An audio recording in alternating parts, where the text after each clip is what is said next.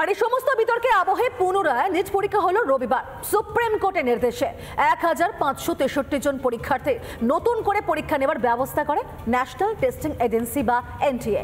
আর 5 রাজ্যের 7 পরীক্ষা কেন্দ্রে কড়া নজরদারিতে পরীক্ষা গ্রহণ হয়। ঠিক অন্যদিকে আবার প্রশ্ন ফাঁস কাণ্ডের মাথাকে ধরতে কিন্তু তদন্ত শুরু করে দিয়েছেন সিবিআই আধিকারিকরা। নিট পরীক্ষাকে ক্লিন করার জোর তৎপরতা। প্রশ্ন ফাঁসের নাটের গুরু কে? শুরু হয়েছে সিবিআই তদন্ত। গঠন করা হয় উচ্চ পর্যায়ের কমিটি। ইকোনমিক অফেন্স ইউনিট বা ইওইউ নিজেদের রিপোর্ট জমা দিয়েছে শিক্ষা মন্ত্রকে। বিহার ও দিল্লির তথ্যের উপর ভিত্তি করে অ্যাকশন মোডে মহারাষ্ট্র পুলিশ। প্রশ্ন ফাঁসের তদন্তে গতি আনতে লাতুর ও সোলাপুরে কর্মরত 2 ব্যক্তিকে জিজ্ঞাসাবাদ করে নান্দের অ্যান্টি টেররিস্ট স্কোয়াড। প্রশ্ন ফাঁস কাণ্ডের তদন্তভার দেওয়া হয়েছে সিবিআইকে। রবিবার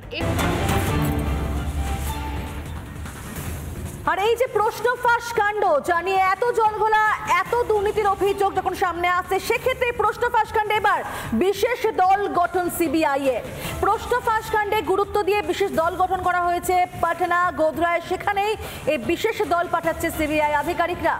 প্রশ্ন ফাঁস কাণ্ডে প্রথম এফআইআর সিবিআই এর, যেমনটা একটু আগে জানাচ্ছিলাম আপনাদেরকে, এবং সেই এফআইআর ভিত্তিতে এবার দল গঠন করা হয়েছে যে দলটি পুরো বিষয়টি তদন্ত করে দেখবে। এবং সেক্ষেত্রে জানাবো আপনাদেরকে আরও একবার যে পাটনা, গোধরায় সেখানেই যাচ্ছে কিন্তু এই বিশেষ দলটি, যে দল পাঠাচ্ছে সিবিআই। শিক্ষা মন্ত্রকের অভিযোগের ভিত্তিতে এফআইআর দায়ের হয়েছে এবং সেই এফআইআর পর এবার দেখা যাচ্ছে যে এই প্রশ্ন ফাঁস কাণ্ডে এবার এই গুরুত্ব দিয়ে একটি বিশেষ দল গঠন করা হয়েছে যে পুরো বিষয়টি দেখবে কিন্তু এই দল, এবং সেই দল গঠন করেছেন সিবিআই আধিকারিকরা।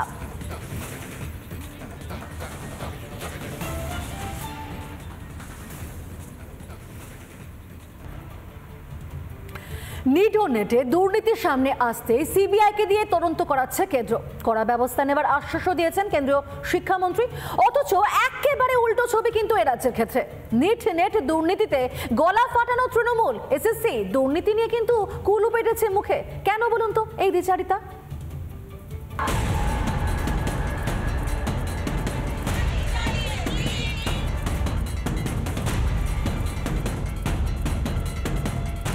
নিট থেকে নেট, সর্বভারতীয় পরীক্ষায় দুর্নীতির সামনে আসতেই তোলপাড় চলছে দেশ জুড়ে। চরম উৎকণ্ঠায় লাখ লাখ পরীক্ষার্থী। দুর্নীতির কথা মেনে নিয়ে কড়া পদক্ষেপের আশ্বাস দিয়েছে কেন্দ্র। With full pen we are taking responsibility. We have to rectify the system. এই প্রেক্ষাপটেই বিজেপির বিরুদ্ধে সুর সপ্তমে তুলেছে তৃণমূল। বদনাম বা মিথ্যাচার করলে তা ঘুরে এখন একটার পর একটা স্ক্যাম বেরোচ্ছে এবং আমার মতে এটা এটা শুরু। কিন্তু শিক্ষায় দুর্নীতি নিয়ে প্রশ্ন তোলা তৃণমূল কি নিজেদের কথাই ভুলে গেল? কারণ কেন্দ্রে যেমন নিট নেট, তেমনই এ রাজ্যে রয়েছে এসএসসি টেট। এই দুই ক্ষেত্রেও দুর্নীতির ভুরি ভুরি অভিযোগ। আজও চাকরি প্রার্থীদের চোখে জল। রোদ বৃষ্টি মাথায় নিয়েই পথে বসেছে শিক্ষিত বেকাররা। আমাদের মুখ্যমন্ত্রী মমতা বন্দ্যোপাধ্যায়ের একক নেতৃত্বে মুখ্যমন্ত্রী যেভাবেই পশ্চিমবাংলায় জয় হয়েছে, তো আমরা এটার জন্য যথেষ্ট আশাবাদী যে মুখ্যমন্ত্রী আমাদের দিকটা অন্তত এবার একটু বিবেচনা করে দেখবে, আমাদেরকে দয়া করে এই শিক্ষকতার স্বপ্নটা পূরণ করার জন্য আপনারা সুযোগ করে দিন। সম্পূর্ণভাবে কমিশনের সদিচ্ছার অভাব। আমরা 2014 সাল থেকে আজকে 2024 সাল, আজকে 6 মাস হয়ে গেছে, অর্থাৎ 10 বছর 6 মাস আমাদের এখানে একাধিক ক্যান্ডিডেটের বয়স শেষ হয়ে গেছে। তাহলে আমাদের নিয়ে কী হবে? তো আমাদের রাজ্যের মমতা ব্যানার্জি মুখ্যমন্ত্রী, উনি তো দেশের প্রধানমন্ত্রী নয়, ওনার এতটা মাথা ব্যথা হচ্ছে দেশ নিয়ে, কিন্তু সেখানে কেন উনি আমাদের ক্ষেত্রে গান্ধীজির বাদর হয়ে রয়েছেন, মানে কিছু শুনবো না, কিছু বলবো না, কিছু দেখবো না। তাহলে কি নিট নেট দুর্নীতির ছলে ভুলিয়ে দেওয়ার চেষ্টা চলছে বাংলার বঞ্চিত চাকরি প্রার্থীদের কথা? লিক মিনিস্টার মানে ধর্মেন্দ্র প্রধান, উনি এখন কি করছেন? উনি কেন রেজিগনেশন দিচ্ছেন না? এবং আমরা মনে করি খুব পরিষ্কারভাবে এখানে ভুলিয়ে দেওয়ার কোনো প্রয়োজনীয়তা নেই, জায়গাও নেই। যারা অন্যায় করেছে তারা যে দলেরই হোক না কেন তাদেরকে জেলে যেতে হবে। তারা ভবিষ্যৎ প্রজন্মকে পশ্চিমবঙ্গ না গোটা ভারতবর্ষতে নিঃস্ব করেছেন। এই ইডি সিবিআই ধর্মেন্দ্র প্রধানের বাড়িতে এখন অবধি যায়নি কেন?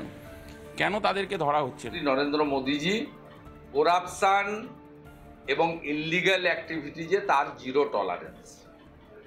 পশ্চিমবঙ্গে এই ধরনের ঘটনা প্রত্যেক মাসে প্রত্যেক দিন ঘটে।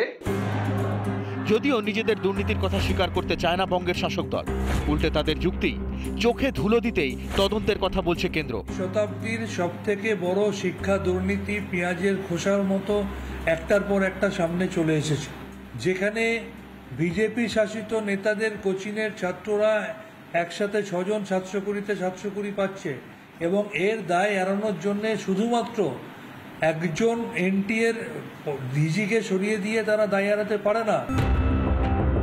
শাসক নেতার মুখে কথা শুনে বিরোধীরা বলছে এটা তো নিজের বেলায় আটিশুটি, পরের বেলায় দাঁত কপাটির মতো ব্যাপার।